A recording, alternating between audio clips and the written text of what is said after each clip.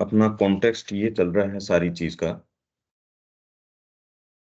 कि मानव की चिंतनशील सत्ता का संयोजन हर भाग को कैसे एड्रेस किया गया, कैसे टारगेट किया गया। तो इसके अंदर सबसे पहले तो व्यक्ति की चिंतनशील सत्ता, उसको एड्रेस किया। भई हम यही तो काम कर रहे हैं। अगर इंटेलिजेंस के अंदर पर्सपेक्टिव आ जाएगा तो धीरे-धीरे आपके भाव हैं, कर्म हैं और उसके लिए इन्होंने क्या किया? शास्त्र, शास्त्र के पीछे प्रामाणिक सत्ता और हर चीज़ का बारीकी से अध्ययन, ऑब्जर्वेशन और फिर बाद में उसका जनरलाइज़ेशन, उसका एक शास्त्र बना दिया गया। शास्त्र का मतलब एक प्रॉपर विज्ञान, प्रॉपर पद्धति, प्रॉपर उसका तरीका और ये सारे किस दृष्टिकोण से? परमात्मा की ओर कैसे जाया जाए। तो ये ऊपर की लाइन, कोई भी भारतीय धर्म अपनी प्रारंभिक अभ्यास की बाह्य प्रणाली, अपने आधारभूत दर्शन और अपने योग या आंतरिक साधना पद्धति या अध्यात्म जीवन यापन करने की कला के बिना पूर्ण नहीं होता। उसके अंदर जो कुछ प्रथम दृष्टि में अयुक्ति प्रतीत होता है, वह भी अधिकांश अपना दार्शनिक रूप और अर्थ रखता है। मतलब अब गीता के अंदर आपके वर्ण व्यवस्था है, शुरू के अंदर ही आप गीता का इंट्रोडक्शन देखोगे, इसमें क्या कह रहे हैं? Local and temporal. जो शुरू में आपको कोई चीज़ लोकल और टेम्पोरल लगती भी है इसके अंदर, गीता जैसे किसी महान सद्ग्रंथ में, ये कह रहे हैं ना, ये हमने बात करी थी, इसमें in the Gita there is very little that is merely local or temporal, and its spirit is so large, profound and universal।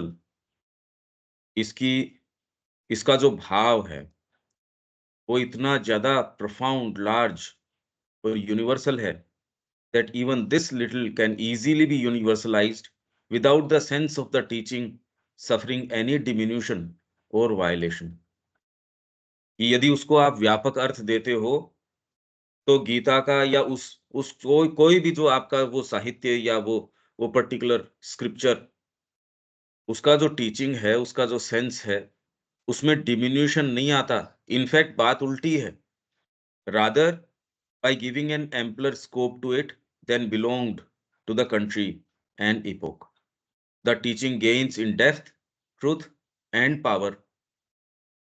Often, indeed, the Gita itself suggests the wider scope that can in this way be given to an idea in itself local or limited। कोई वो विचार जो आपको लग सकता है local, मतलब उस स्थान विशेष का, और लिमिटेड, समय और स्थान विशेष से सीमित, मर्यादित आपको प्रतीत हो सकता है। दस इट ड्वेल्स, फिर बाद में श्री अरविंद यहाँ ये उदाहरण दे रहे हैं। ये इस संबंध से मैं कह रहा हूं कि ये कह रहे हैं कुछ चीजें ऐसी है जो आपको अयुक्ति युक्त, इर्रेशनल प्रतीत हो सकती हैं, पर जब श्री अरविंद इससे डील कर रहे हैं, आप ये देखिए कि ये तो किन हाइट्स के ऊपर। तो अगर स्क्रिप्चर्स इस तरीके के हैं, हम प्रवेश कैसे करें? समस्या तो ये चल रही है और बहुत अंतरंग प्रवेश की आवश्यकता है। इसमें बहुत ज्यादा मेहनत की और डिटेल्ड उस चीज की आवश्यकता है। भई अगर ये कह दिया जाए कि आयुध या आपके हथियार ये चिन्मय थे, अब कैसे समझें इस चीज को? अलग-अलग नाम हैं और अलग-अलग शक्तियाँ हैं। वो उत्पन्न हुए, पैदा हुए, हम नहीं समझते ये। ये ऐसे क्षेत्रों की बात है जिसमें जब तक ओकल्ट प्रवेश न हो, जो किसी ने डायरेक्टली इस तरीके से इसको एक्सप्लेन किया नहीं। जो शक्तियाँ हैं, जो चीज़ें हैं, वर्णन करके छोड़ दिया, पर क्या उसका न श्री अरविंद ने बात करी उस विषय में इस तरीके से कोई। अब वहाँ जाके व्यक्ति अगर उसकी बात न करे, भाई जो चीज मेरे समझ में आ रही है खाली उसकी तो मैं चर्चा करूं, जो चीज नहीं समझ में आ रही तो इसका मतलब तो मेरे को पूरी बात नहीं समझ में आ रही। क्यों जो नहीं समझ में आ रही वो वाली का इसमें कितना क्या इनपुट है, ये तो सारे सेंस को चेंज कर देगा। ये एक बहुत बड़ी समस्या है हमारे स्क्रिप्चर्स के साथ। उसके अंदर वो साइकोलॉजिकल एक्सपीरियंस दे रहे हैं, आपको ओकल्ट एक्सपीरियंसेस दे रहे हैं, उसके अंदर आपको भौतिक प्रकृति के भी नियम दे रहे हैं, इतिहास दे रहे हैं। मतलब इतनी चीजें गूँथ के दे रहे हैं। ये बात श्री अरविंद पुराणों के विषय में, इनके विषय में अपने भाई को पत्र लिख रहे हैं। अब ये तो आदमी उस चेतना के अंदर हो, तो जो कार्य है एक्चुअल में तो ये वाला कार्य है। खाली आध्यात्मिकता मतलब आप बैठ गए रे, बस यूँ बैठे हैं। श्री अरविंद ऐसी कोई बात नहीं करते। इस तरीके की कोई चीज़ नहीं। अब ये जब प्रश्न आपके सामने आए या विवेचन करने की बात आए, और जो विवेचन जिस तरीके से हुआ है, यदि श्री अरविंद के प्रकाश का कुछ आपको सेंस हो तो समझ में आएगा यार ये विवेचन तो अभी तक जो हुआ है, वो तो सैटिस्फैक्टरी नहीं है। कि जिस तरीके का प्रयास हम कोशिश ये कर रहे हैं रामचरितमानस के विषय में, वो ही अप्रोच यदि और स्क्रिप्चर्स का लिया जाए, और वो भी हमको क्या समझ है? कुछ नहीं। उसकी कोई समझ थोड़ी आ गई। ये तो ये है कि भई ये वाला सैटिस्फाई नहीं करता। श्री अरविंद के प्रकाश में हाँ, ये तो गले उतरता है। ये बात तो नहीं हो सकती थी। अब जैसे यज्ञ के संबंध में जब श्री अरविंद इसके ऊपर अपनी लेखनी चलाते हैं, तो यज्ञ की या ये कमेंट्री समझ में आती। इसी से प्रभावित होके दिलीप कुमार रॉय इधर आए, इसी से प्रभावित होके निष्ठा जो है वो आई। कृष्ण प्रेम ने कहा कि त्रिविध जो पथ है, उसका जो निरूपण श्री अरविंद ने किया, ऐसा मैंने कहीं नहीं पढ़ा। जो भी प्रामाणिक लोगों की उन्होंने पढ़ी होगी, उन्होंने कहा इस पथ का, त्रिविध पथ का, ज्ञान, भक्ति और कर्म, ऐसा निरूपण और ऐसा सिंथेसिस ये तो मैंने देखा ही नहीं।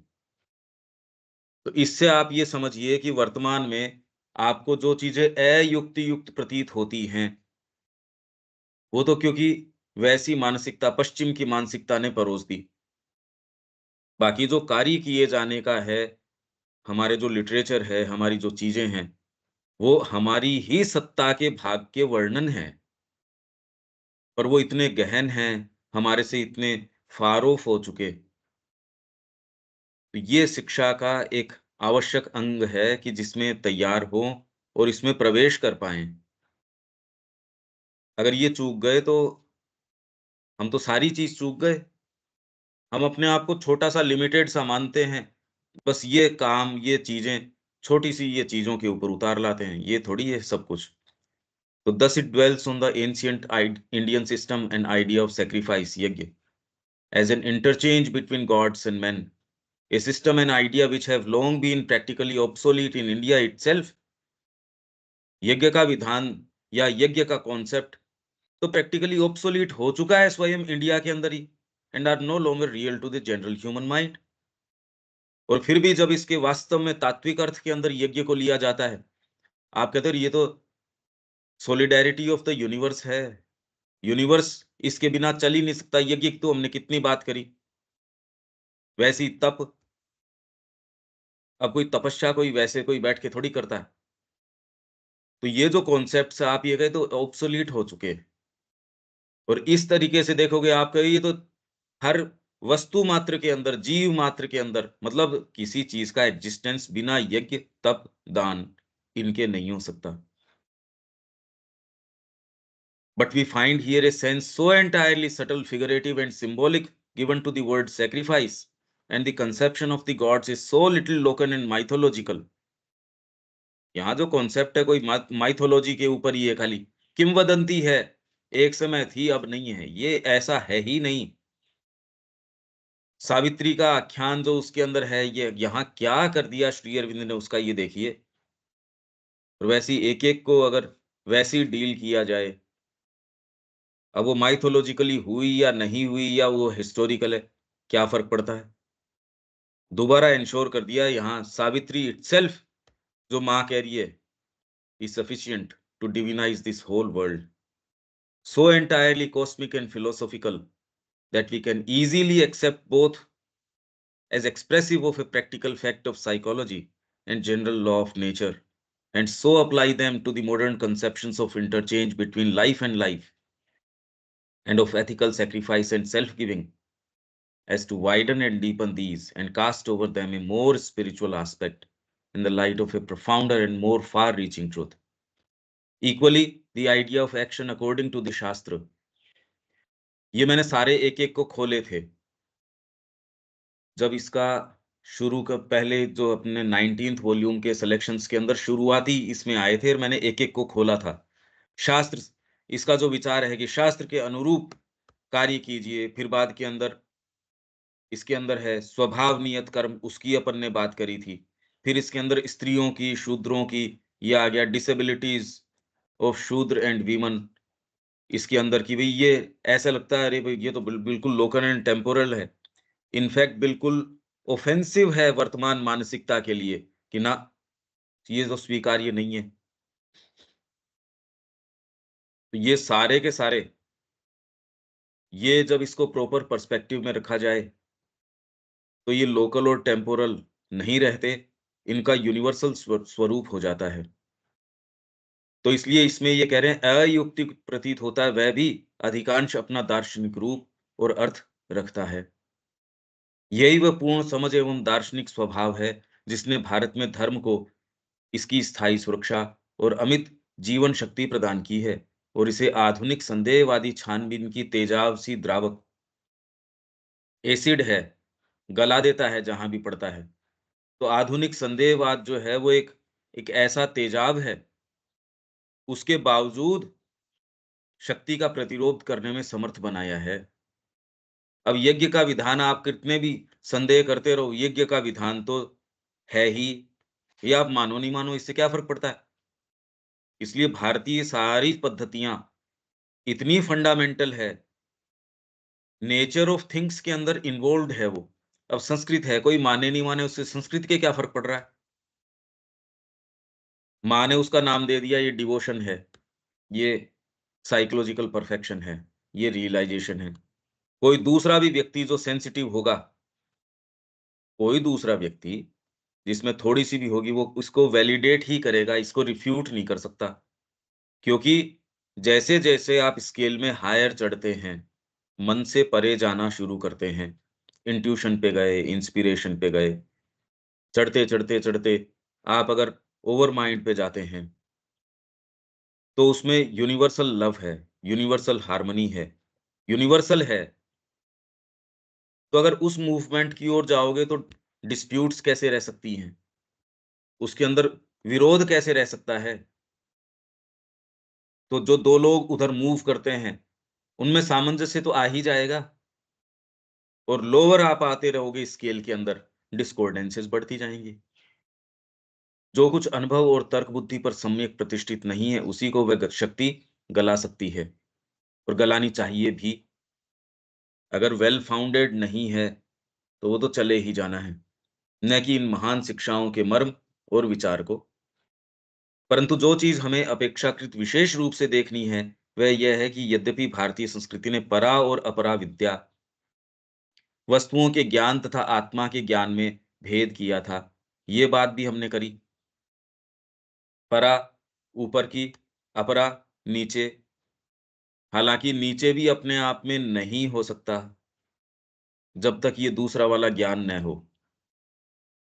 एक कलाकार जिसका प्रवेश भीतर होता है, वो यहाँ भी जो चीज़ मैनिफेस्ट करता है, और दूसरे कितने साहित्यकार आते हैं, चले जाते हैं। उनकी कृतियाँ एक समय विशेष या उस समय की जो मानसिकता है, उसको रिफ्लेक्ट कर देती है, उसको एड्रेस करके उन्हीं को एड्रेस टारगेट करती है वो, तब प्रचलन में रहती है, बाद में आउट ऑफ फैशन चली जाती है। सूनर और लेटर आपकी कोई शास्त्रीय कंपोज़िशन है, संगीत है उसकी, वो और लंबे समय, बहुत लंबे समय रहती है। वहीं आपका वेद है, वो इसका आधारभूत चीज़ है, इसको थामे हुए है। अब ये तो बात ही कुछ और हो गई। आपकी हिंदी की और कितनी चीज़ें हैं, आप कितना प्रभावित होते हो, और मीरा का जो साहित्य है, मीरा जो ने जो लिखा, तो यहाँ का परफेक्शन ये 2 भागों में करते ज़रूर हैं, पर नीचे वाला भाग भी सस्टेन तब रह सकता है, अपनी खुद की क्या सामर्थ्य है इसके अंदर? परा न हो तो अपरा कहाँ से आएगी? अपरा के कारण परा नहीं आएगी। परा के कारण वो इसको थामे हुए है, उसके पीछे, तो इसको सफ़र किया जाता है। बच्चे ने कोई ड्राइंग बनाई, कैरिकेचर बनाया, पर कोई चीज़ है उसका बनाया तो आप कहोगे, "हाँ यार, बढ़िया बनाया तूने।" ये देखते हुए कि उसकी वर्तमान जो क्षमता है, पर अगर वो कोई ओरिजिनल कोई चीज़ हो ही नहीं, तो क्या तो इसका आकलन करो, क्या अच्छा बताओ, क्या खराब बताओ। अगर कोई कहे मैंने अपनी इमेजिनेशन से ये बनाया है, तो भी आप ये कहो तो भी इमेजिनेशन अब जैसी है वैसी है, तो परा के बिना अपरा नहीं हो सकती। ये वास्तव में तो डिफरेंशिएशन हम करते हैं, वास्तव में कोई बीच का विभेद है नहीं। ऊपर, नीचे, इधर-उधर सारी चीज़ जब डिवाइन स्वयं है, ये तो खाली बुद्धि के समझने के लिए है। अगर ये परिभाषा नहीं दी जाए, तो हम बात कैसे करेंगे? यूँ तो अपने आप में सारी चीज़ ही डिवाइन है, मतलब और कोई दूसरी चीज़ है ही नहीं। चाहे कोई चीज़ कैसी भी लगती हो, कैसा भी घृणित रूप हो, कैसा भी एक्शन हो, कितना ऊँचा हो, नीचा हो, मानवीय टर्म्स में नज़र आता है, दूसरी चेतना को तो नज़र ही नहीं आएगा। और कोई दूसरी चेतना होगी, उसपे वो नियम आपकी नैतिकता के और कोई कोई भी नियम, पाशविक चेतना हमसे नीचे की कड़ी है, उस पे लागू नहीं हो रहे, हमसे ऊपर की कड़ी है, उस पे लागू नहीं होंगे। तो बीच की अवस्था, तो ये तो हमारे फ्रेमवर्क के हिसाब से है, तो इसलिए वो सर्विसेबल है वर्तमान में, क्योंकि इस कड़ी के लिए वो ऐसी नियम, कानून, विधान, ऐसी सारी चीज़ें उजागर आपको प्रतीत होती हैं, तो सर्विसेबल हैं। पर कोई ऐसे नियम नहीं जो आपका गला घोट दें। आप किसी भी अवस्था के ऊपर बिल्कुल इनको छिन्न-भिन्न करके न स्वीकार करो, बिल्कुल ज़रूरी नहीं है। तो परा और अपरा, वस्तुओं के ज्ञान तथा आत्मा के ज्ञान में भेद किया था। पर ये भेद व्यक्ति के रहता नहीं ना, सारी चीज़ आत्मा ही तो नज़र आने लगती है, और कोई चीज़ ही नज़र नहीं आती। भई अब चैतन्य महाप्रभु हैं, अब वो जाके कह रहे हैं समुद्र क्या, it was not the beauty of the ocean, but the sense destroying beauty of Shri Krishna. जो उनको नज़र आई तो उन्होंने छलांग लगा दी, हा कृष्ण करते हुए, कि भई ये कोई, इन्होंने राधा कुंड और श्याम कुंड के दर्शन किए तो उसकी ब्यूटी इनको नहीं, नहीं इसकी ब्यूटी नहीं, भगवान कृष्ण दिख गए इनको, हर चीज़ के अंदर। वो है सेंस डिस्ट्रॉयिंग ब्यूटी। तो आज जो उनका प्रभाव है, उस समय वो आदमी कितना इम्प्रैक्टिकल लगा होगा। उनके विद्यालय के अंदर बैठ के विद्यार्थी ये पूछ रहा है कि गुरुजी, क्योंकि ग्रामेरियन थे, इस सूत्र का अर्थ, कहते कृष्ण, इसका, इसका भी कृष्ण। उस समय लगा होगा यार पागल हो गया ये तो गौन केस है। और आज आप देख रहे हो, अरे पिलर है ये इस संस्कृति का। तो आप ये देख लो रियलिटी किसको बोलते हो, किसको नहीं बोलते हो। जो भी उस समय उनके पास रहे थे, उनको क्या लगे थे। तथापि उसने कुछ धर्मों की भांति उनके बीच खाई नहीं तैयार की थी। परा और अपरा के बीच भई तैयार कैसे, है ही नहीं। ये तो आपको एक पत्थर नज़र आ रहा है, दूसरा जो सेंसिटिव कलाकार है उसको पत्थर नहीं नज़र आ रहा। उसमें दूसरी चीज़, और आपके अगर इसमें कपाट खुले हुए हैं, तो आप प्रेजेंस देख रहे हो उसके पीछे। अब इसकी कोई सीमा थोड़ी है, आप कितना जा सकते हो। इसी कल्टीवेशन के लिए हम यहाँ हैं धरती के ऊपर, इस आनंद के लिए हैं। ये सारे के पीछे से पहले तो हम डिवाइन का साक्षात्कार कर सकें, और इसलिए कर सकते हैं क्योंकि भारतीय संस्कृति के लिए आपके अंदर है, इसलिए कर सकते हो। तो शिक्षा इस पार्ट की अगर नहीं की जाए तो कितना गंभीर एक अपराध हो गया, या एक मतलब क्या किया ये? सम्राट के पास गए और उससे जाके आप कोई ऐसी चीज़ माँगते हो, दूसरे अवाक रह गए, यार ये क्या किया तूने? उनसे तू सब कुछ माँग सकता था, और इससे भी बढ़िया तरीका क्या है? आप अपने आप को इतना अंतरंग रूप से उसको दे पाते और उससे प्रेम कर पाते, वो सम्राट तो बिक जाता आपके हाथों। अगर पद्धति की भी बात की जाए, तो इससे सुप्रीम पद्धति नहीं हो सकती। मैं माँ से क्या माँगूँ, उसकी बजाय इतना उससे अंतरंग प्रेम करूँ कि माँ न्योछावर हो जाए। भई मेरे और माँ के बीच में कोई अंतर ही ना रहे भई। क्योंकि एक अवस्था के बाद आदमी को लगता है यार ये माँगने की कोई आवश्यकता है ऐसी? पर वो तो स्थिति दूसरी है। ये आज ही हम सोच के बैठ जाएँ, ये अभी नहीं। तथापि उसने कुछ धर्मों की भाँति उनके बीच खाई नहीं तैयार की थी, बल्कि जगत और वस्तुओं के ज्ञान को उसने आत्मा और ईश्वर के ज्ञान की एक तैयारी की अवस्था तथा उस ओर मार्ग निर्देश करने वाला पथ माना था। तो अपरा भी खाली वहाँ तक उसके लिए प्रासंगिक है कि वो परा की ओर संकेत करे और इनफैक्ट परा और अपरा अलग है ही नहीं। भई जो परात्पर पुरुष है, गोपियाँ क्यों उसके पास जाएँगी? वो तो वहाँ कृष्ण जो है ना स्वयं, उसकी पिटाई करने में, गाली कर देने में, उसके साथ ज़ोर-ज़बरदस्ती करने में, रास में प्रवेश करने के अंदर। अब परात्पर होगा, बैठा रहे परात्पर। यही रामकृष्ण जी कह रहे हैं। मेरे को कोई ब्रह्म बन जाने में कोई इंटरेस्ट नहीं है। मैं तो उसका रसास्वादन करना चाहता हूँ। मैं कि मैं उसमें घुल गया साहब, ना, मैं तो उसका आस्वादन करना चाहता हूँ, उसका आनंद लेना चाहता हूँ। तो परात्पर है, ये है, वो है। कृष्ण प्रेम ने कहा कि तेरे ये सारे जो हैं, ये छोटी-सी मूर्ति दिखाई कि ये है ये सारा। यही पवहारी बाबा ने बताया। विवेकानंद जी ने पवहारी बाबा को पूछा कि आपको तो जो आपकी अवस्था है ऐसी बाह्याचार की, अनुष्ठान की, क्योंकि वो बहुत प्रेम से रामलला की सेवा करते थे, छोटी-सी मूर्ति। तो कहा आपको तो ऐसी कोई आवश्यकता नहीं है। तुलसी दल हैं लाते, उनके वो चंदन वगैरह लगाते, सारा जितना भी काम हो सकता है वो सब प्रेम से करते। गुफा में रहते थे। किसी ने उनको पवहारी नाम, क्योंकि हवा का ही पान करते थे, भोजन करते कभी किसी ने देखा ही नहीं उनको। तो उनका नाम पवहारी, पव आहारी।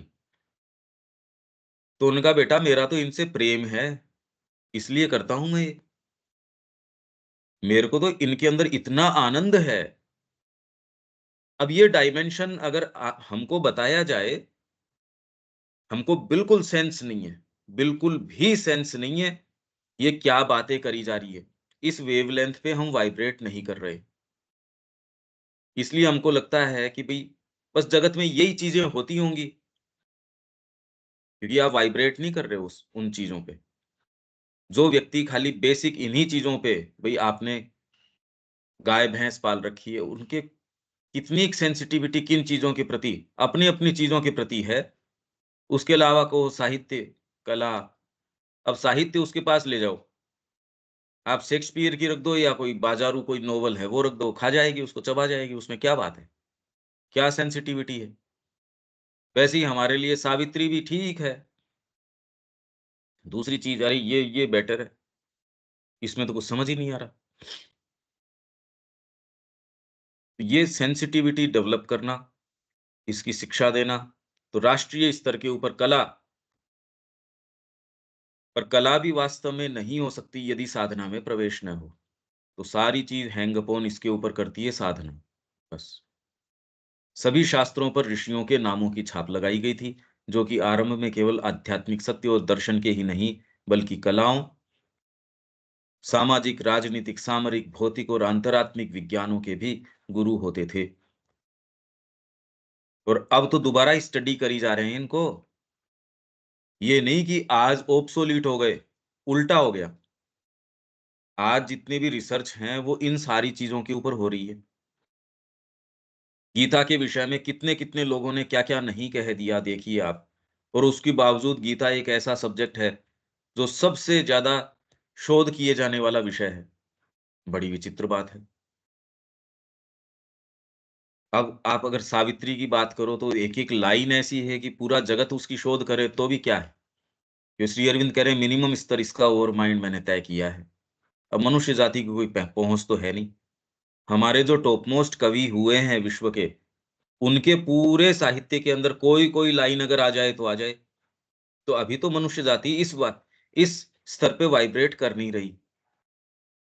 अब शिक्षा किसकी होनी चाहिए? बिल्कुल स्पष्ट है, इसमें कोई कैसे कंफ्यूज कर सकता है? ये तो जानबूझ के कोई कहे मेरे को तो पशुता से संलग्न करना ही है, अगर हठधर्मिता रखे, वो तो एक अलग बात है, पर इतने दिन की चर्चा के बावजूद अगर कोई ये कहे मैं कंफ्यूज्ड हूँ, तो उसका तो भगवान ही मालिक है। और प्रत्येक शिक्षक अपनी-अपनी मात्रा में गुरु या आचार्य अर्थात मानव आत्मा के मार्गदर्शक या उपदेष्टा के रूप में सम्मानित होता था। उसका गुरु है, गुरु इन द सेंस उसका आचार्य उस पर्टिकुलर पद्धति का। तो शुक्र नीति साहब इसके अंदर ये है, इसके अंदर ये वाली चीज़ें हैं। अर्थात मानव आत्मा ये हो गया और यह बात ध्यान देने योग्य है कि समस्त भारतीय दर्शन का, यहाँ तक कि न्यायशास्त्र के तर्क और वैशेषिकों के अणु सिद्धांत का, आज का विज्ञान तो गया ही नहीं उतना। वैशेषिक का जो अणु सिद्धांत है, का भी उच्चतम मूर्धन्य स्वर एवं अंतिम लक्ष्य आध्यात्मिक ज्ञान और मोक्ष ही है। क्योंकि 6 अंगों के अंदर एक अंग है उसका, तो और अलग चीज़ कैसे कह देगा? भई आपका पहला वेदांत, वेदांत मतलब स्वयं वेद ही, ये सिद्धांत कि ब्रह्म ही एकमात्र रियलिटी है। फिर आपके सांख्य, तो फिर मेरे को ये मल्टीप्लिसिटी क्यों नज़र आ रही है अगर ये रियलिटी तो है? वो उसको एक्सप्लेन कर रहे हैं, तो उसको मैं खुद कैसे अनुभूत करूँ? अगर ये बात है, तो मैं तो अभी मल्टीप्लिसिटी के अंदर हूँ, मैं उस चीज़ का साक्षात्कार कर सकता हूँ? हाँ, कर सकते हो। उसकी पद्धति योग, योग के अंदर फिर मैं ये सारी चीज़ें सही कर रहा हूँ या नहीं कर रहा हूँ? ध्यान लगा के बैठ गए आँख बंद करके, जी मेरा ध्यान आपसे गहरा है, चलेगी नहीं ये बात। गुरुजी को कह दिया मैं भी ब्रह्म हो गया, तू भी ब्रह्म है, चल तू अब पानी भर के लेके आ मेरे लिए। ना, कौन-सा सच्चा विधान है, कौन सही है, पद्धति कौन-सी ठीक है, इनको भी कस देंगे कसौटी के ऊपर। तो ये फिर बाद में भौतिक तत्वों के अंदर ये ब्रह्मांड क्या है, अभी टच तो ये कर रहे हैं हम, इसका सिद्धांत और यहाँ इससे भी तो डील करना पड़ रहा है। अणु सिद्धांत आ गया उसमें। डिविनिटी खाली ये नहीं कि आपकी कोई साइकोलॉजिकल है इस तरीके की, ये यहाँ भी तो है, इसको भी तो जोड़ो। तो दयानंद जी ये कह रहे थे कि भौतिक विज्ञान जितने सत्य खोज पाया है या खोज पाएगा, वेद के अंदर तो सारे ही उसके अंदर सब उसके अंदर हैं। अब उन्होंने उसको एलैबोरेट नहीं किया इस तरीके से। वो नहीं किया पर हाँ, उनको एक चीज़ का साक्षात्कार था और उन्होंने कहा इसमें सारी चीज़ें हैं।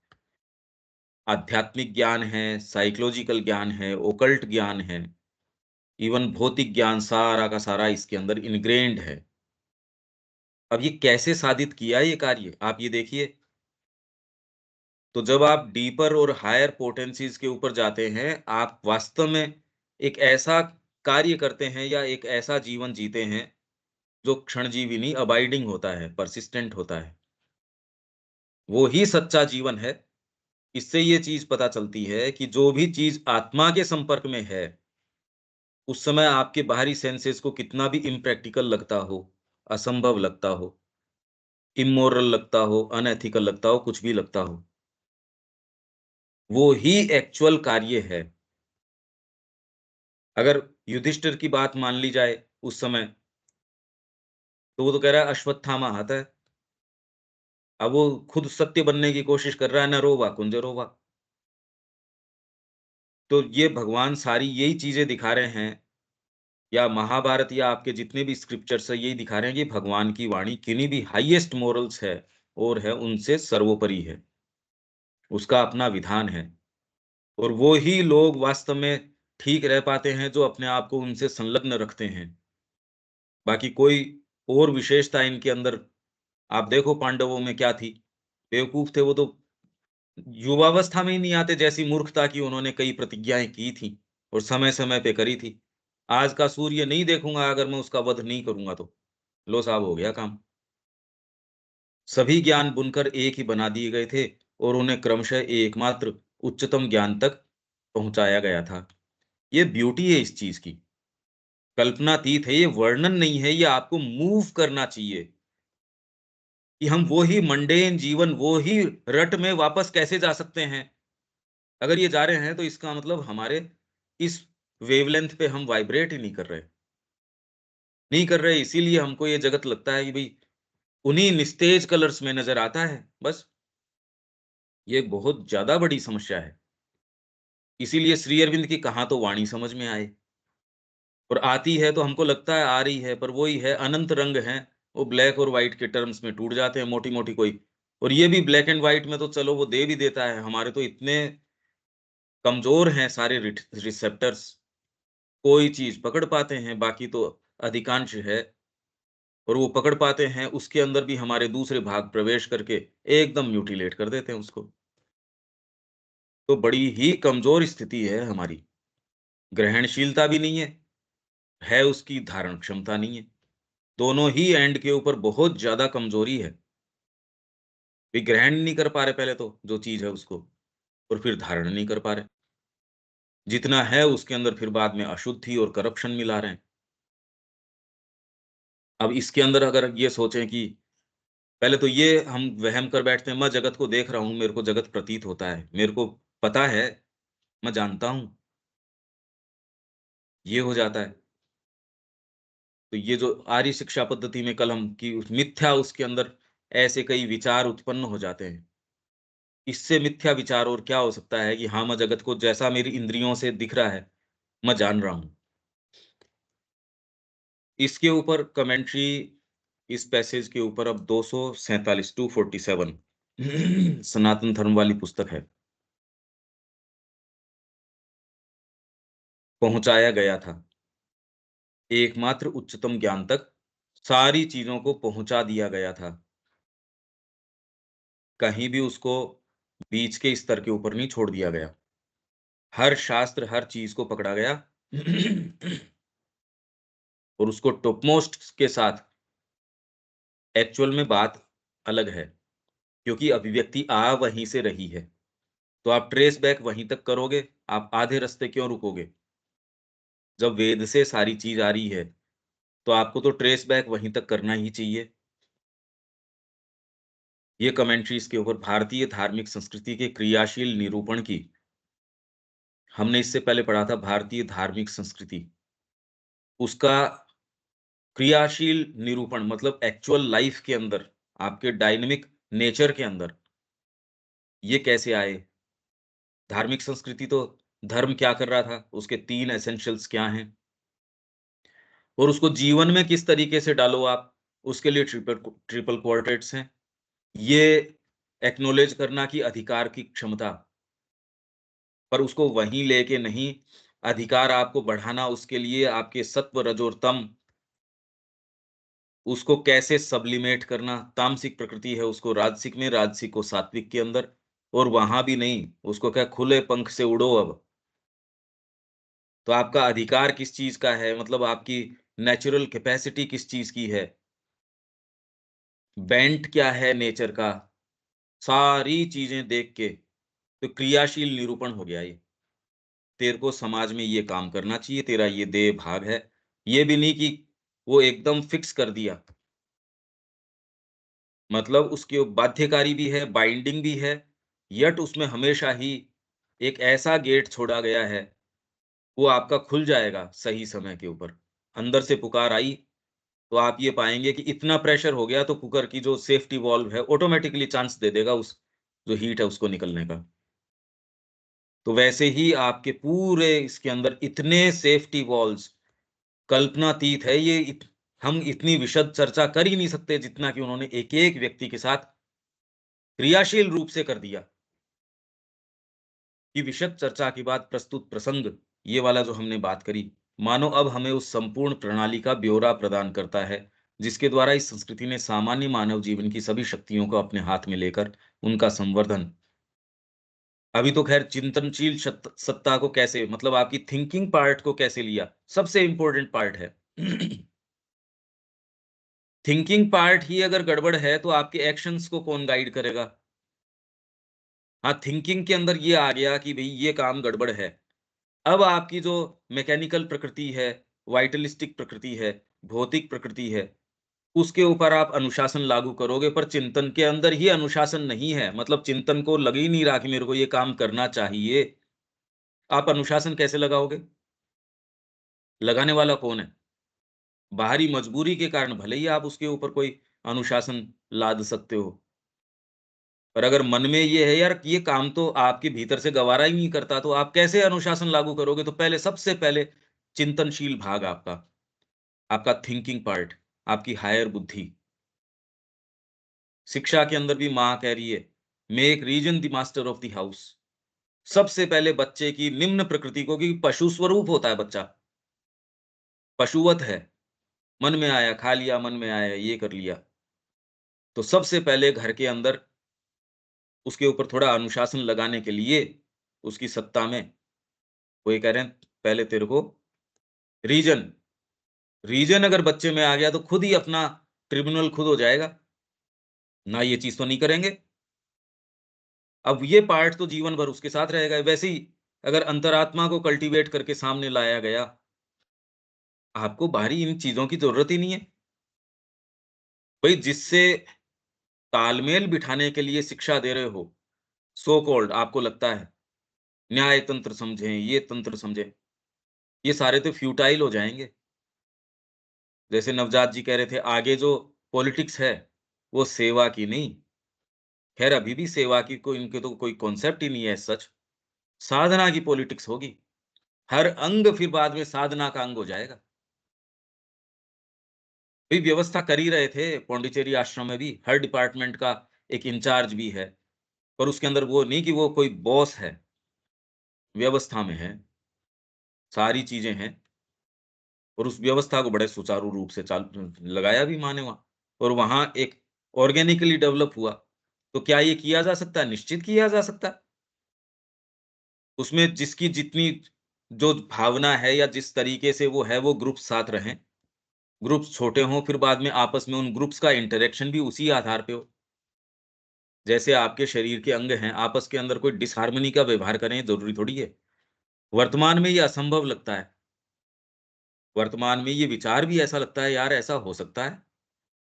मतलब आप ये कह रहे हो मनुष्य तो एकदम जैसा है, बेचारा वैसा है, क्या इसके साथ कभी शुभ किया जा सकता है? तो अगर ऐसा मनुष्य है तो इनफैक्ट ज़रूरी ये है कि उसकी तैयारी करो भई। बजाए इसके कि हम एक पशु और तैयार कर दें, तो सारी शिक्षा इसी की है कि भई ये मूलभूत उस आनंद में जाने की नहीं है। कैसे मैं तो इसके अंदर बस कुछ सीख जाऊँ, इस तरीके से, अरे फंडामेंटली गड़बड़ है वो तो। तो सभी शक्तियों को अपने हाथ में लेकर उनका संवर्धन एवं परिष्करण किया, और साथ ही इस संवर्धन की प्रक्रिया का आध्यात्मिक और धार्मिक विकास के साथ पूरी तरह संयोजन कर दिया। यह सफल संयोजन ही इस संस्कृति की महान उपलब्धियों का कारण रहा है। ऐसा नहीं है कि मन, प्राण, शरीर पहले कोई अलग थे और आज खराब हो गए, ना। उनको डील कैसे किया आपने? वही इंग्रेडिएंट्स है रसोई के अंदर।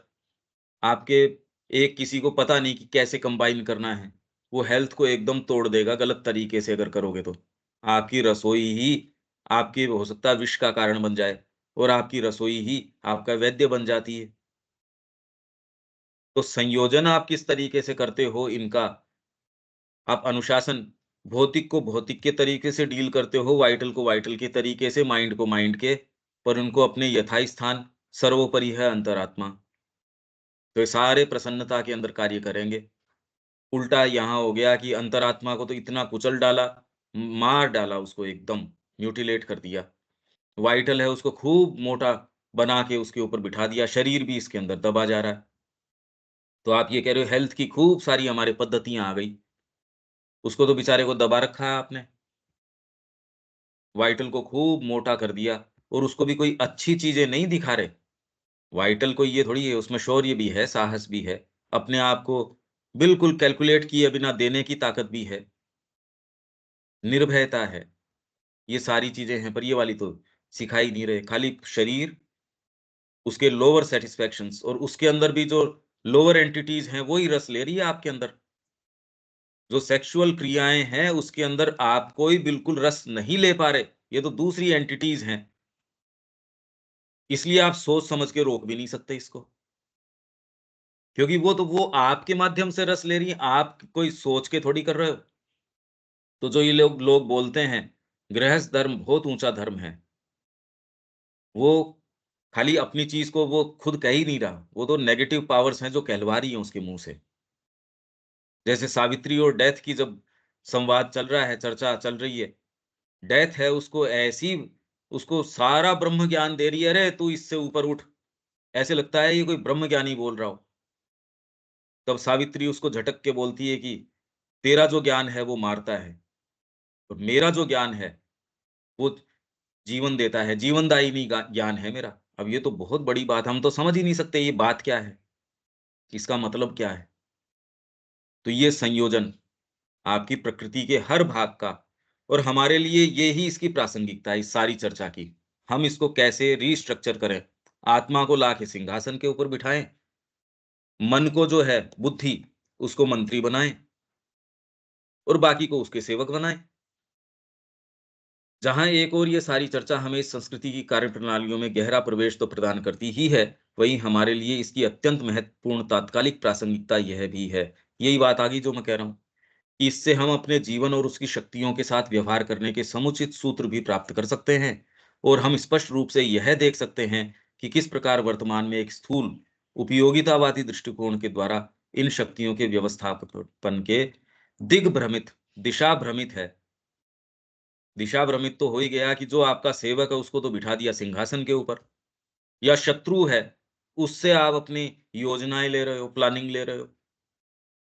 युद्ध की प्लानिंग शत्रु से ले रहे हो। तो दिग्भ्रमित हो गया है। प्रयास ने संपूर्ण मानव जाति के समक्ष गंभीर समस्याएँ उत्पन्न कर दी हैं।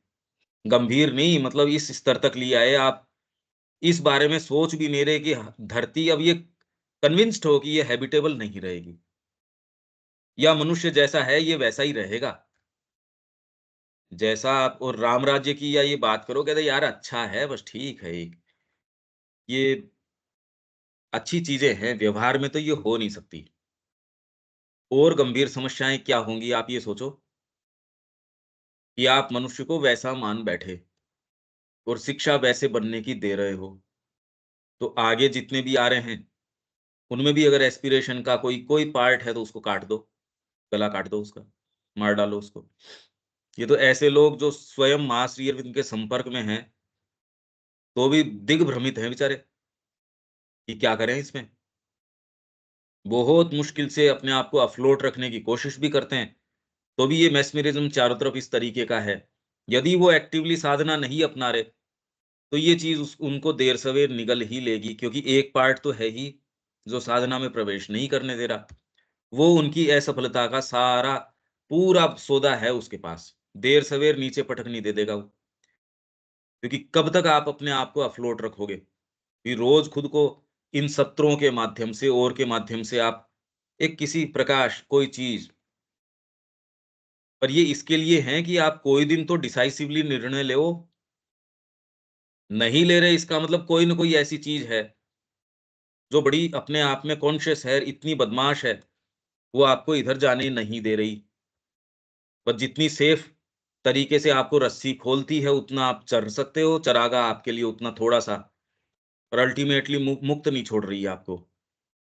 वो आपकी असफलता, आपके पतन, आपके अंधकार में जाने का कारण बन जाएगी, क्योंकि अभी नहीं छोड़ रही वो आपको।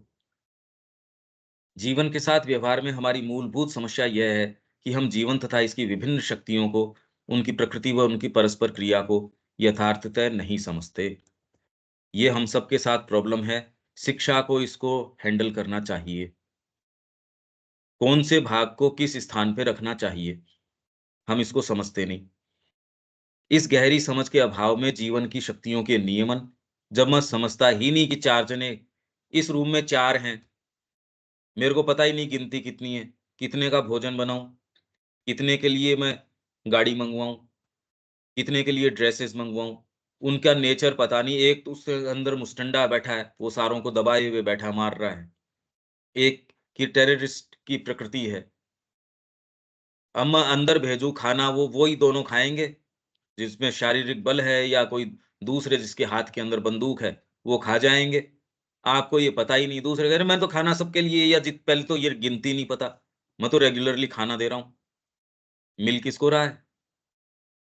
तो अगर ये एक समझ न हो, तो आप ही करिए यार, अध्ययन भी किया था, मेहनत भी करी थी, बहुत मेहनत करी थी, ये हुआ क्या? यम, नियम, आसन, प्राणायाम सारे ही किए थे, नहीं करता तो तू सेफ था, नहीं करता तो शक्ति का संवर्धन, ईगो को इतना चांस ही नहीं मिलता। माँ की जो प्रक्रिया है, इसीलिए माँ बार-बार, बार-बार माँ की उन्होंने ये छापी है एक, कि उसके अंदर आपको जो ये चेतावनी भरे चीज़ें दे रही हैं, उसमें इस तरीके की भी कि सारे ये, तो नेवर पुल टुवर्ड्स, कि शक्तियों को पुलिंग, नेवर, नेवर, नेवर, माँ कह रही है ना, तुम तो राइट एटीट्यूड के अंदर मेरे प्रति ओपन रहो, कर्म करते रहो, बस। जो थोड़ा-सा ये सीरियस हो जाता है इसके प्रति, खैर हमारे तो ऐसा है ही नहीं कोई, जो कोई सीरियस हो साधना को लेके, पर इगोइस्टिक तरीके से कोई यदि ऐसा हो कि बस मेरे को ये पुल करने की बहुत ज़्यादा रहती है आदमी के अंदर, मैं ये ध्यान कर लूँ, स्पेशली जो ये सर्टेन विजुअलाइज़ेशन जो आजकल आपको ये बताते हैं, ये गड़बड़ हैं। व्यक्ति समझता नहीं, इनमें आपको थोड़ा-सा कुछ ऐसे पर्क्स मिल जाते हैं। हाँ यार, इससे आया, मैंने ये विजुअलाइज़ किया, मेरे अंदर ये प्रकाश प्रवेश कर रहा है, मेरे अंदर ये प्रवेश कर रहा है। आप फिर बाद में ये मानेंगे आपका ध्यान माँ के ऊपर या उनके कार्य के ऊपर नहीं है। आपका ध्यान उन, क्योंकि आपके मुँह के अंदर वो पर्क्स दे दी उन्होंने, इस तरीके की। आप तो हमेशा ही, यार एक मैं थोड़ा-सा ये और कर लेता हूँ, 20 दिन ये कर लेता हूँ, फिर बाद में इससे माँ का काम और बेटर होगा। ये ऐसे भ्रमित विचार हैं, जो कभी भी, ये लगते तो मृग मरीचा मरीचिका के लिए ये जैसे बहुत अच्छे हैं, एनकैश नहीं होते, रियलाइज़ नहीं होते, और ये आपको इन माध्यमों से, भई आप अगर बिल्कुल स्थूल हो तब तो इनको कोई ज़रूरी नहीं है आपको भ्रमित करने की। थोड़े से आप सेंसिटिव हो तो फिर ये इस तरीके के बेट्स आपके लगाए रहते हैं, और आप इनके पीछे चलते रहते हो। बेट हैं ये बेसिकली। तो आप ये कहते हो मैं थोड़े ये विजुअलाइज़ेशंस भी करता हूँ, मैं थोड़ा ये भी करता हूँ। माँ कह रही है नेवर पुल। आप तो राइट एटीट्यूड के अंदर, और खाली कंसर्न आपका उससे और माँ के कार्य से है। उस कार्य के लिए कितना समय दे पाते हो ये देखो आप। आपकी शक्ति जो है, अगर सीरियस हो तो आदमी इंट्रोस्पेक्शन भी करेगा, मैंने कितना समय माँ के कार्य को दिया। अगर मेरा किसी से प्रेम है तो मैं तो दिमाग उस पे लगाऊँगा, पुल करने पे क्यों लगाऊँगा मैं? ये अगर क्लैरिटी आ जाएगी तो कई चीज़ों से बचाव हो जाएगा। जो सो कॉल्ड सीरियस हैं उनके, बाकी जो नहीं है उनको तो कोई लेना-देना ही नहीं है इस बात से, वो तो भ्रमित हैं। और जो ये कह रहे हैं हम पुल करते हैं, पर उनके लिए खतरा है। उनको रस आ गया है इसके अंदर कहीं न कहीं, और ये चीज़ें उसको रस दे भी देती हैं। लोअर वाली जो चीज़ें हैं, 3-3 4-4 दिन के अंदर अगर आप कंसंट्रेट करो, सिद्धियाँ प्राप्त कर सकते हो। ये वाले रोग की सिद्धि प्राप्त हो गई, भई मैं झाड़ा देता हूँ इसका ठीक हो जाता है। हो गई दुकानदारी चालू आपकी। पर ये इतना गंभीर है, आपकी यात्रा से थोड़ा-सा डिफ्लेक्ट कर देंगे, ये तो बहुत बुरी बात हो गई। या पथ से भ्रष्ट कर देंगे, इनफैक्ट मुँह मोड़ देंगे। ये अगर गंभीरता इन चीज़ों की आप समझते हो, तो आप कहेंगे ना भैया, मेरे को ये कोई-सी नहीं चाहिए। ये कुछ ऐसी बारीक और सूक्ष्म चीज़ें हैं, ये एक्चुअल मार्ग की डिटेल्स हैं। तो वो तो व्यक्ति के लिए या और के लिए, फिर तो ये तो गुरु की छत्र छाया में हो सकती है, अब ये खाली पढ़ के इनसे नहीं हो सकती, कि आपकी वर्तमान स्थिति क्या है, उसमें आपको क्या करना चाहिए। ये तो जो मार्ग का व्यक्ति है वो आपको बताएगा। पढ़ के क्या कर लोगे? क्योंकि पढ़ के तो आपके तो ये वहम पैदा हो जाएँगे जो कल हम बात कर रहे थे, आर्य शिक्षा पद्धति के अंदर, ये एकदम स्ट्रिक्ट आज्ञा पालन, वो आपके जो चांसेज़ हैं, क्योंकि आप ऐसे शास्त्रों में, ऐसी चीज़ों में प्रवेश करते हो, उसके नियम सूक्ष्म हैं। अब वो सूक्ष्म नियम आपके अगर खुद के इंक्लिनेशंस हों, डिस्पोज़िशंस हों, मेरे पर्टिकुलर किसी चीज़ के प्रति डिस्पोज़िशन है, स्त्री के प्रति है, तो वो धीरे से ये कह देंगे तेरे सोलमेट है। अब भई कहना ही क्या? ये तो माँ श्री अरविंद को कितने-कितने पत्र इन्होंने लिखे हैं।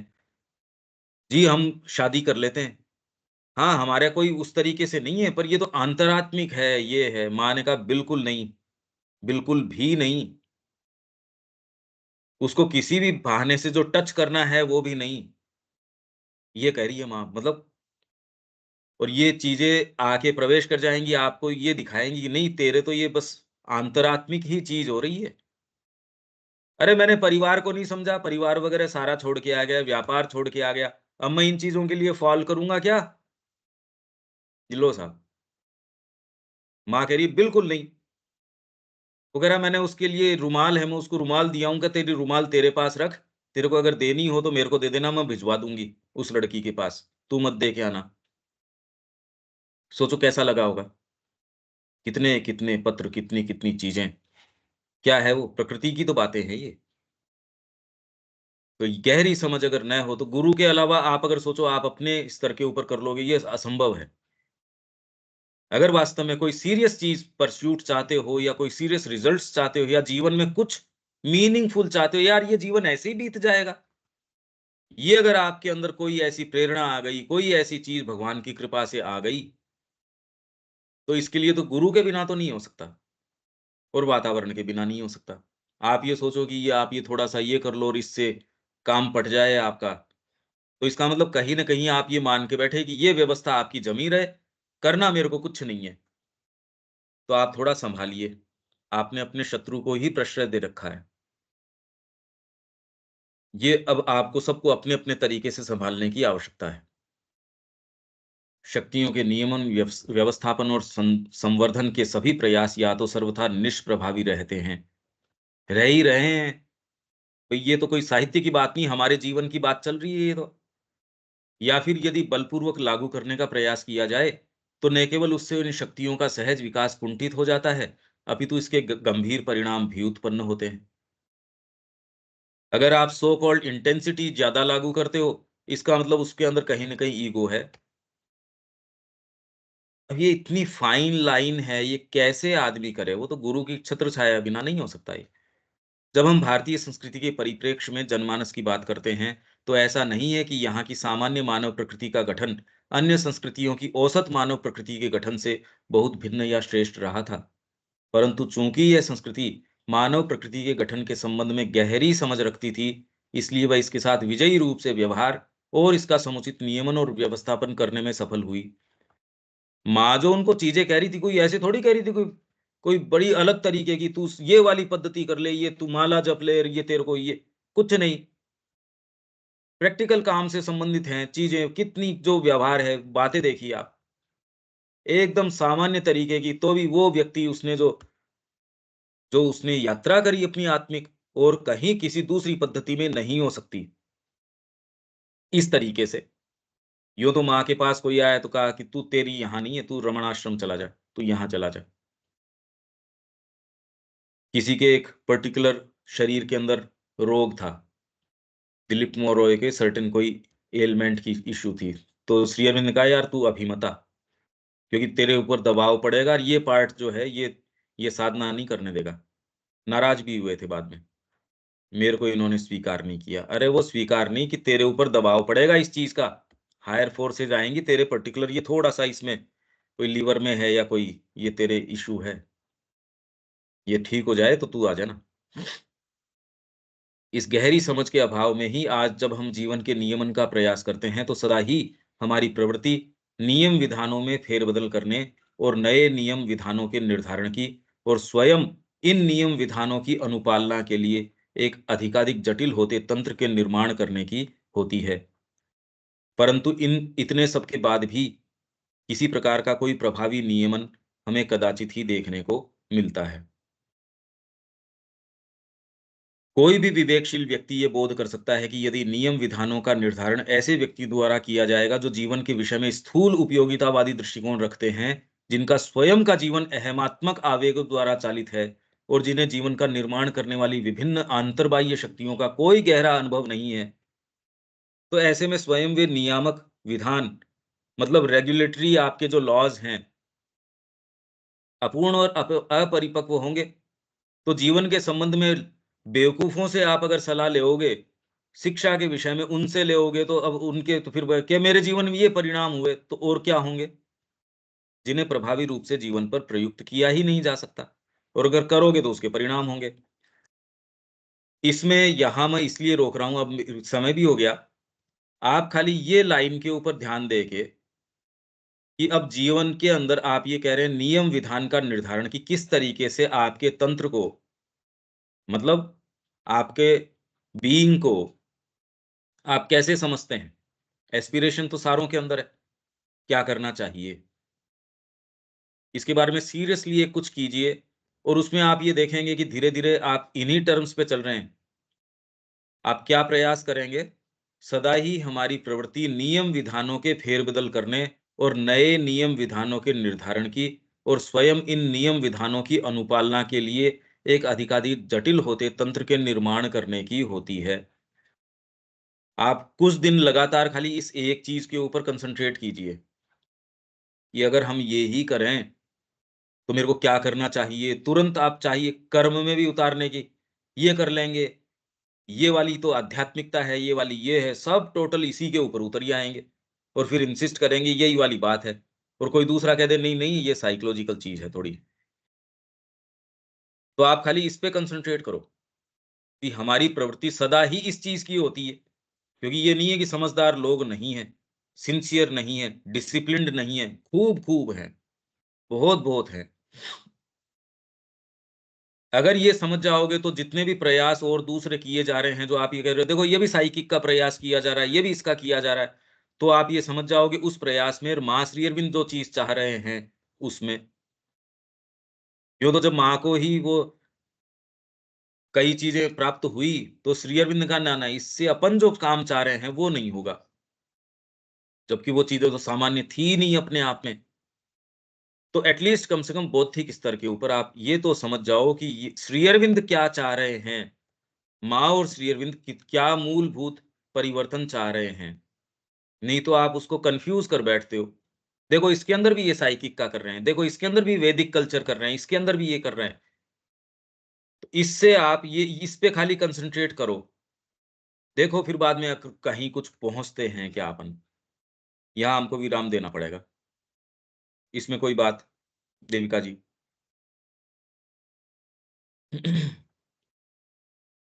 नहीं पंकज भाई, मेरे को ये क्लियर नहीं हुआ जो आप कह रहे हैं कॉन्सेंट्रेट किस चीज के ऊपर की, टेक्निक्स के ऊपर कि भी, या अपने सेल्फ डिसिप्लिन पे। इस लाइन के ऊपर आपके लिए इसका क्या बनता है फिर बाद में? आप इसको किस तरीके से लेते हो? क्योंकि व्यक्ति तुरंत ही बाहरी मशीनरी अनुशासन भी मशीनरी है, खाना ऐसे खाऊँगा, सिंसेरिटी है, डिमांड करती है कि यार ये हो नहीं रहा, तो सुबह अध्ययन करना शुरू कर देते हैं। सुबह भोजन में भी मैं ये परिवर्तन करूँगा, वॉकिंग भी करूँगा, ये भी है तो मशीनरी की बातें।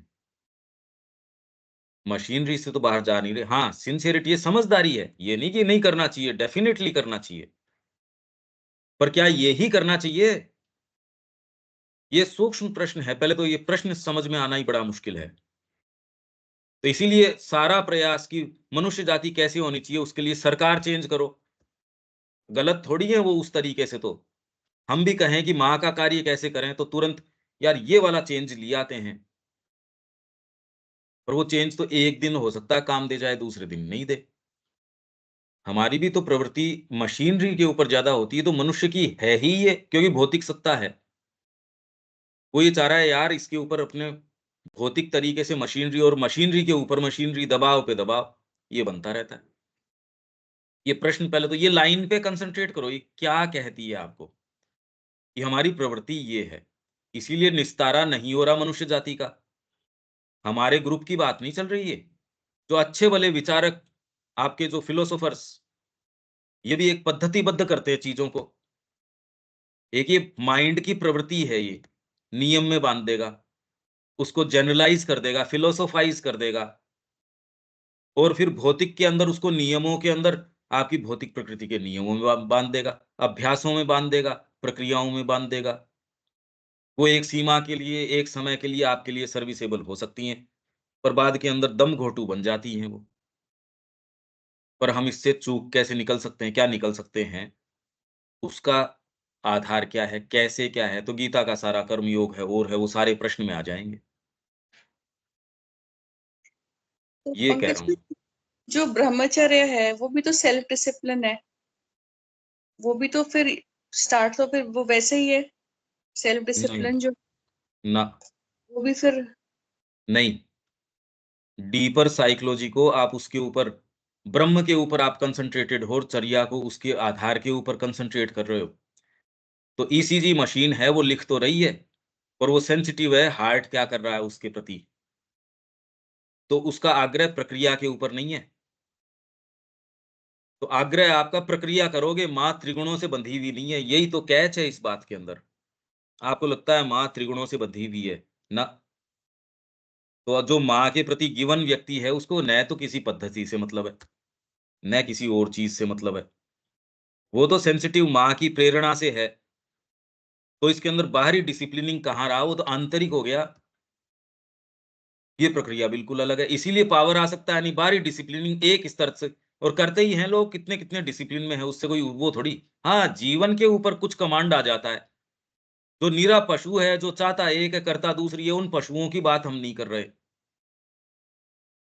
हम तो ऐसा जो थोड़ा-सा अभी कुछ, जिसमें कुछ विवेक बुद्धि है, जो जीवन पे कुछ अनुशासन लागू कर सकता है, पर वो ज़्यादा दूर नहीं लेके जा सकता। समता की यही तो बात करी थी हमने। आप और इसमें गहन थोड़ा-सा विचार कीजिए, और जो-जो प्रश्न उठे हैं, वो लिखते रहो। ये ठीक है? इंग्लिश इंग्लिश की बुक में कहाँ पे होगा, जो इंग्लिश वाली है? सनातन धर्म वाली? जी। सनातन धर्म के अंदर ये 62 नंबर का कोटेशन है, 200 पेज के बाद आस-पास कहीं देखो, ये 62 का जो रेफरेंस है, उसके बाद ये कमेंट्री आ जाएगी। ठीक है। या हम छोड़ेंगे इसको। दीपक जी, कोई बात है? जी। हाँ, बहुत यहाँ पर एक क्लियर बात बताई गई, हमें अपने बीइंग के बारे में पता नहीं है। हाँ, लेकिन जब किसी को पता हो जाए कि हाँ, जो कुछ चीजें हो रही वो ठीक तो नहीं है, ऐसी दशा में कोई ऐसा चीज बताया जाए, ऐसा कोई सूत्र जिसको पकड़ के आगे बढ़ा जा सकता है। हुँ। ये 2 तरीके हैं। इसके अंदर एक तो ये आ जाता है कि जीवन का वर्तमान ढांचा है, उसके प्रति डिस्गस्ट पैदा हो जाती है। मतलब आपके ये, अरे यार ये क्या है, दुर्गंध आने लगती है। ये नेगेटिव अप्रोच है। पॉजिटिव अप्रोच की इसमें जो आप प्रश्न कर रहे हो कि यार कोई एक सही चीज इसमें, तो धीरे धीरे धीरे धीरे इसके माध्यम से जितनी हम चर्चा कर रहे हैं, उसमें इंडिकेशन डेफिनेटली आपको मिलने चाहिए इसके अंदर। और जिस जिस भाग ने आपको ये डिस्गस्ट पैदा करी है, उसी के अंदर ये जाओ कि उसकी चाहत क्या है। उसके अंदर अपने आप को सर्टेन सिचुएशंस के अंदर, सर्टेन चीज़ों में, सर्टेन विचारों के अंदर रख के देखिए कौन-सा गले उतर रहा है आपके। अगर इतनी मेरे तकलीफ़ है कोई चीज़ के अंदर, तो मैं तुरंत ये देखूँगा, यार ये चीज़ तो बिल्कुल नहीं। जब बहुत ज़्यादा बीमारी आदमी की होती है, तो वो, या इतनी पीड़ा होती है शरीर के अंदर, वो पूरी रात ये देखता है, इस पोज़ीशन में थोड़ा-सा आराम मिल रहा है, लेट तो पा ही नहीं रहा। थोड़ा-सा इसमें आराम मिल रहा है मेरे को, तो चलो यार मैं 5 मिनट सो पाऊँ तो। तो ये अगर तड़प आ जाए, दोनों अप्रोच है, कोई ज़रूरी नहीं है। एक को पॉज़िटिव ये चीज़, अरे करने का काम ये है, कन्विक्शन आ गया। एक ये कि यार इससे तो पिंड छुटाओ, ये तो, इसमें तो कोई भी चीज़ लूज़ करने की नहीं है। ये दोनों चीज़ें आ जाएँ, तो फिर एट लीस्ट आप फिर बाद में डिसाइसिवली एक तरफ चल सकते हो। इसमें जो इंडिकेशन है, एक चीज़ आपको, मुँह का आप कह रहे हो स्वाद मेरे को पता चल गया, इसमें जो रस आता है, तो चेतना ने तो बता ही दिया आपको रस किस चीज़ में आ रहा है। इन शब्दों में आ रहा है, जो विचार और जो भाव और जो उद्देश्य ये प्रकट कर रहे हैं, उसमें आ रहा है। तो उसके लिए जीवन को आप न्योछावर करो, उसकी तैयारी के लिए एक समय के लिए आ जाओ। उस तैयारी के लिए समय निकाल के 10 दिन, 15 दिन चीज़ों को और समझने के लिए, जीवन में निर्णायक अब क्या करना है उसके लिए, आपकी एनर्जी जब उसमें जाएगी, आपको अच्छा लगेगा। वर्तमान में ये 1 घंटा आप कह रहे हो, आपकी एनर्जी जो है वो इसमें जा रही है, आपको कितना अच्छा लग रहा है, कह रहे हैं मैं बाकी समय भी कोशिश करता हूँ ये रह पाए। तो एक चीज़ ने आपको बिल्कुल साफ-साफ ये प्रमाणित कर दिया है। अब उसको आप उसके लिए अपनी बाहरी सत्ता के ऊपर कितना इसको इम्प्रेस अपॉन कर पाते हैं, ये आपकी विल पावर और सारी चीज पे डिपेंड करता है। और ये आगे आपके जीवन की दिशा, दशा, नियति सारे को ये निर्धारित करेगा।